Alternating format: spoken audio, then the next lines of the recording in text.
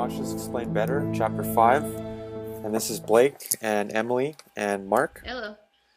And Hey. Mark is in Calgary and Emily is in San Francisco. So basically, we're going to talk about Chapter 5, levels of development, and specifically about lines of development and about the self line. So, Emily, do you want to start off with kind of your thoughts? Sure. So just sort of to pick up from where we left off with the last chapters, Allan Combs is taking this out of the theoretical realm, and he's sort of positioning all of these ideas and concepts that he's been talking about in the actual lived experience. So he's getting into how we construct our idea of ourself and what adult development sort of looks like in terms of from the ground up, but also which lines of development affect the others the most. So yeah, and so that's like some easy way to understand that is like, the lines is kind of like the intelligences, right, of development. Mm-hmm. And Yeah, we usually definitely. think of cognitive development, but a lot of people know about emotional development, and then they go into about I think 10 or 12 lines. Yeah, yeah.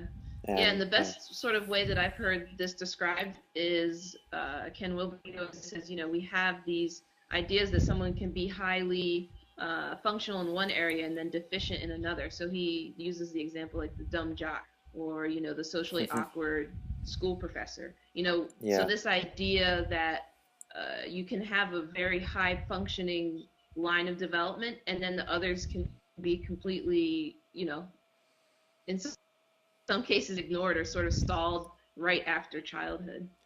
and that Right. and that this can kind of go on Yeah, and so for the presumption is that yeah. we are able to develop and we're able to mature. Go ahead, Blake. No, well, I was just going to say basically that in childhood, like you said, Emily, that it can stall and maybe not stall or just no, the person no longer grows where they're still kind of living out in some ways their childhood in their adulthood, like they haven't maybe matured a certain intelligence or overall they haven't matured, if that makes sense.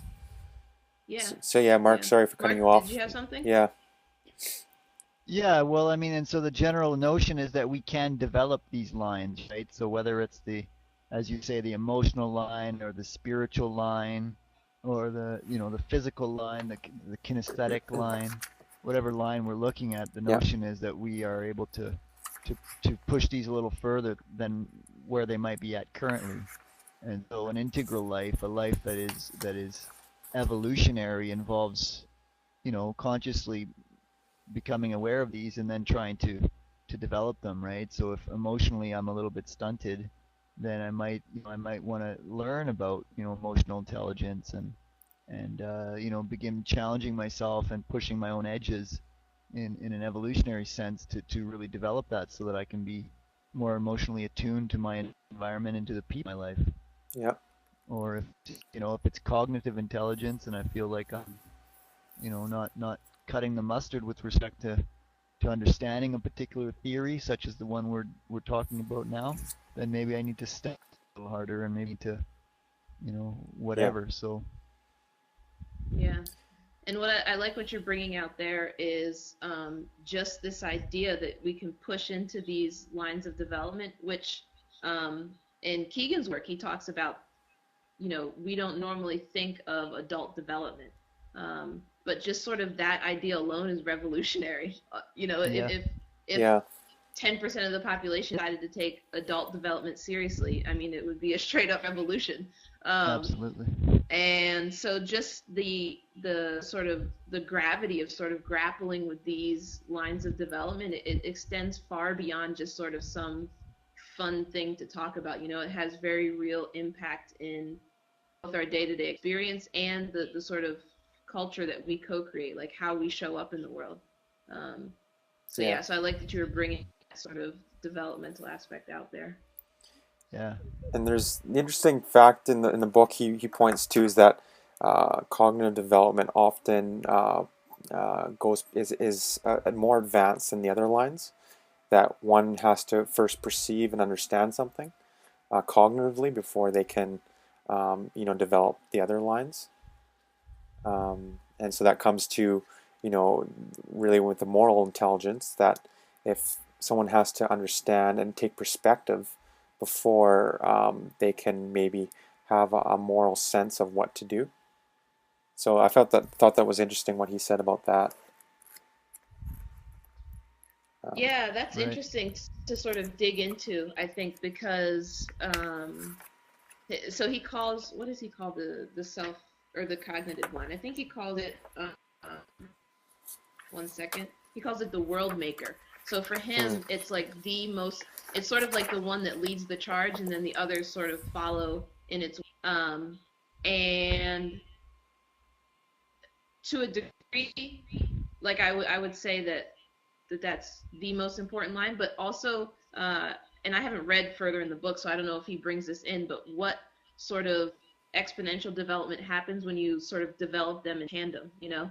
And I mean, that's what the whole integral hmm, life practice is about. It's yeah, about sort Yeah. of how many different angles can you come at development at once, and then once you're doing it from a whole bunch of different angles, it sort of exponentially increases the sort of the rate of development. the possibility. Um, Yeah, yeah, yeah, definitely. And with evolutionary enlightenment, the spiritual line would be, I mean, I have no idea how, people in that community would say which is more important. I would guess they would put the cognitive and the spiritual like neck and neck, or it would have to be like one to the other, and how And, meditation brings out our ability to cognize these things is an important aspect to keep in mind.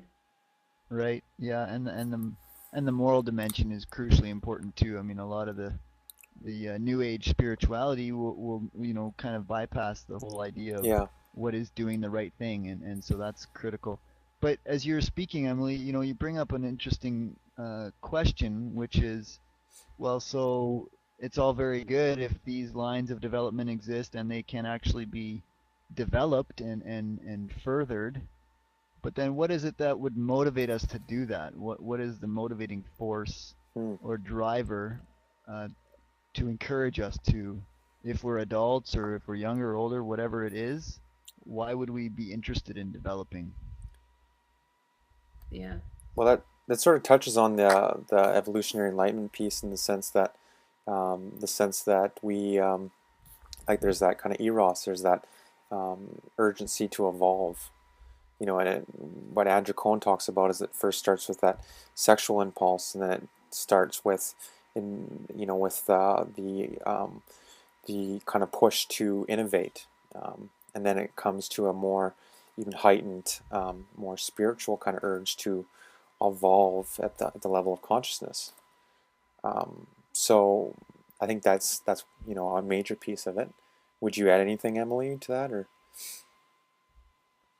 So you're saying that the urge to develop is Yeah, I naturally would. And this is yeah, sort of a within the really, human, that it's an inherent part of the universe, and that um, right?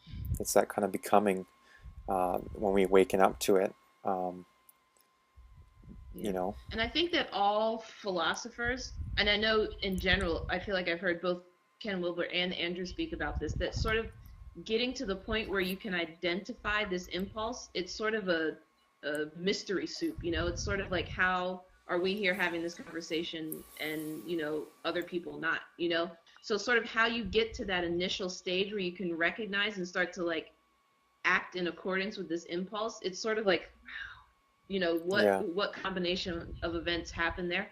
I feel like it's sort of, there's an actor involved. I'm sure academics, we got Irvin Thompson or something in here and Ken Wilber to discuss it. They would have something to say about it. But um, like there is this sort of mysterious dimension as to what actually makes a person start to act on these impulses and even get to the place where they would be inquiring about these things. So I think it's a really important question to yeah, think about, what actually gets people to move. And I think one of the best ways, without someone having a direct knowing of the impulse in a way that they can identify it as sort of the driving force in the cosmos, and they don't have the whole structure down, they don't have like the nuts and bolts. I think the one of the biggest things is the deep time perspective, mm, sort of recognizing recognizing that we're on the leading edge of this 14 billion year process. I mean, that sort of taking it way back and having a much larger context for